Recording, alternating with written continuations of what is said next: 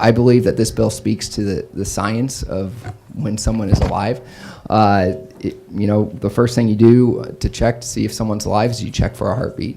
It's something that we do. We actually have in our death statute in section 194.005, we have a definition of when someone is dead. It says when respiration and circulation are not artificially maintained, there is an irreversible cessation of spontaneous respiration and circulation. So I think it's common sense that an entity has a heartbeat that's beating, that it is alive, and it should be protected by the state. Many Missourians are appalled with what's going on around the country.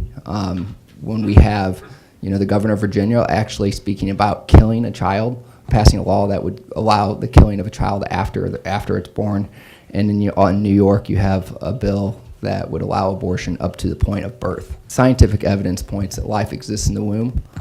There's 3 differences between a baby inside the womb and a baby outside the womb: level of dependency, level of development, and location. None of these 3 things determine whether or not you're a human being. If level of development determined whether or not you're a human being, then a 5-year-old would be less human than a 25-year-old because they're less developed. Clearly, that's not the case.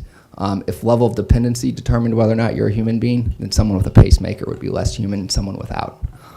So clearly, is not the case. I have a quote from an embryology book, and it says, "Although life is a continuous process, fertilization is a critical landmark because under ordinary circumstances, a new genetically distinct organism is thereby formed." And so there's no question when you have a new distinct genetic organism, that should be the definition of when life begins.